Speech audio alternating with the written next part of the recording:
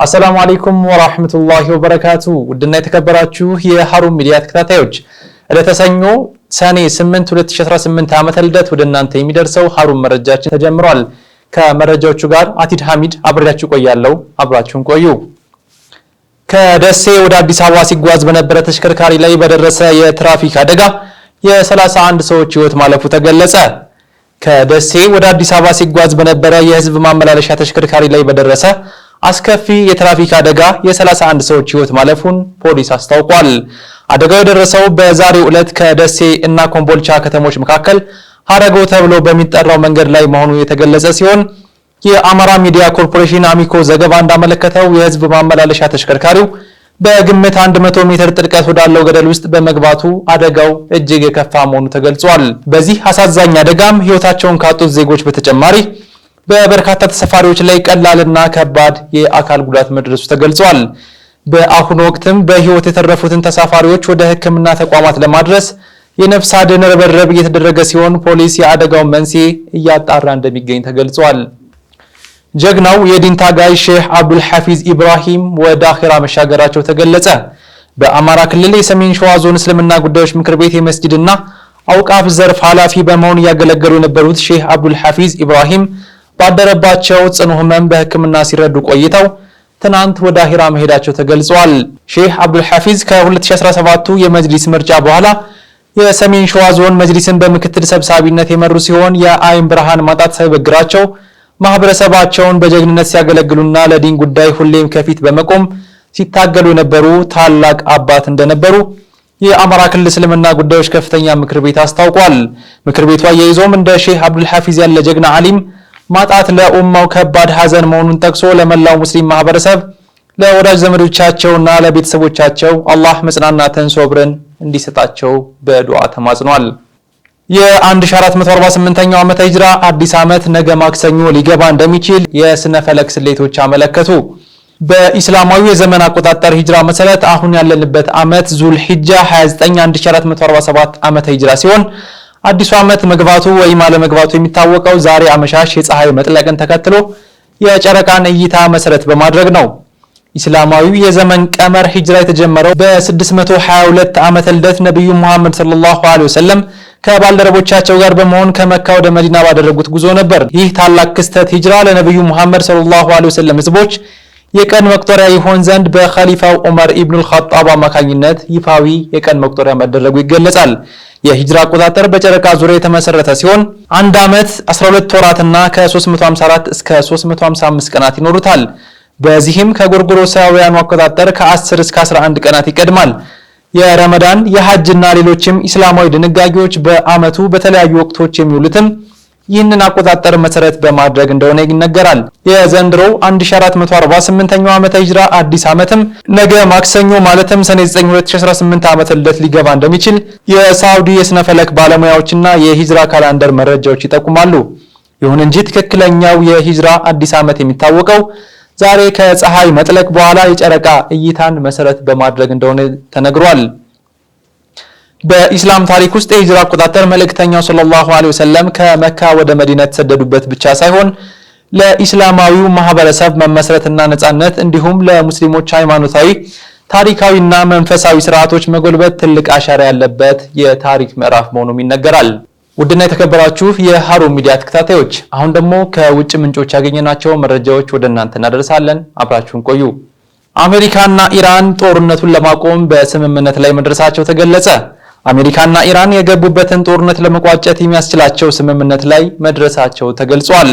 ስምምነቱ አረብ የሚፈረም ሲሆን ከዛሬ ሰኞ ጀምሮ ኢራን ጥቃት ማቆሟን አስታውቃለች።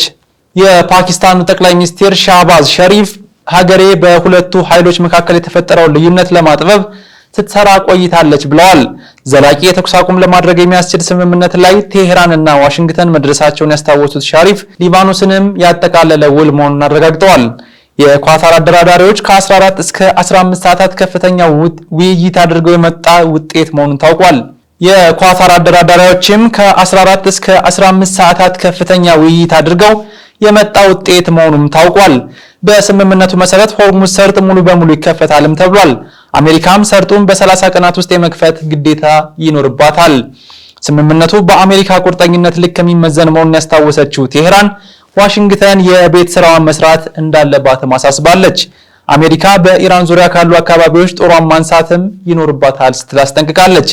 በ60 ቀናት ውስጥ ኒውክሌርን ጨምሮ ቁልፍ ጉዳዮች ውይይት የተደረገባቸው መፍትሄ የተሰጣቸው ይሄዳል፣ ለቀጠናው ሰላምም ይመጣል የሚል እምነትን የጣለ ስምምነት ነው።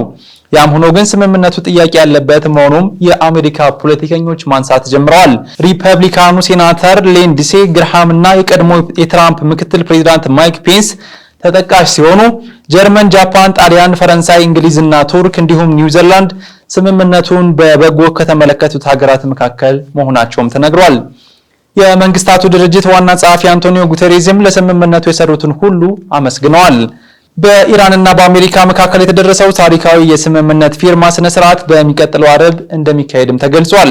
በኢስላማዊቷ ሪፐብሊክ ኢራንና በአሜሪካ መካከል ለረጅም ጊዜ የዘለቀውን ጦርነትና ወታደራዊ ግጭት በዘላቂነት ለማስቆም የሚያስችል ታሪካዊ የስምምነት መደረሱ ይታወቃል። ይህንን ታላቅ የምስራች ይፋ ያደረጉት የፓኪስታን ጠቅላይ ሚኒስትር ሻህባዝ ሸሪፍ ሁለቱም ወገኖች ከፍተኛ ጥረት በተደረገባቸው ጥልቅ ድርድሮች በኩል ስምምነት ላይ መድረሳቸውን አብስረዋል።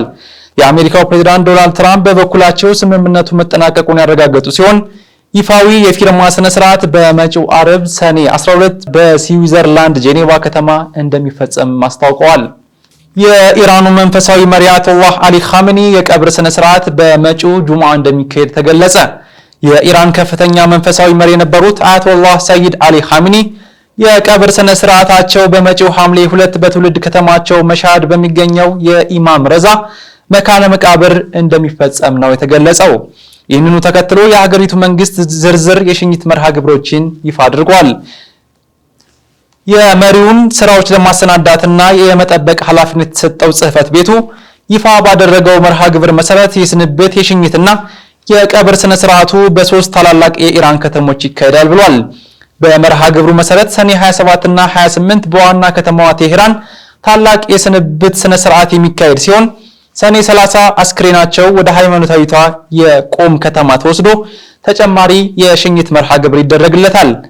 በመጨረሻም ሐምሌ 2 በትውልድ ከተማቸው መሻድ በሚገኘው የተቀደሰው የኢማም ረዛ መካነ መቃብር የቀብር ስነ ስርዓታቸው እንደሚፈጸም ተገልጿል። በፈረንጆቹ 1939 በመሻድ ከተማ የተወለዱት አያቶላህ አሊ ኻሜኒ ከ1981 እስከ 1989 የኢራን ፕሬዝዳንት በመሆን አገልግለዋል።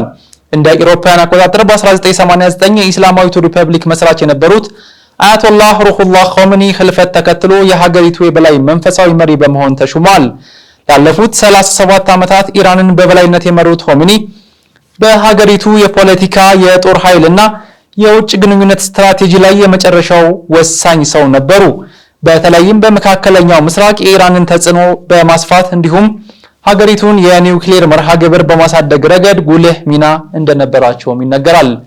ውድና የተከበራችሁ የሃሩን ሚዲያ ተከታታዮች ዕለተ ሰኞ ሰኔ 8 2018 ዓመተ ልደት ወደ እናንተ የደረሰው ሃሩን መረጃችን የተከታተላችሁትን ይመስል ነበር። ከመረጃዎቹ ጋርም አቲድ ሐሚድ አብሬያችሁ ቆየው። በሌላ የመረጃ ሰዓት እስከምንገናኝ ወሰላሙ አለይኩም ወራህመቱላሂ ወበረካቱ።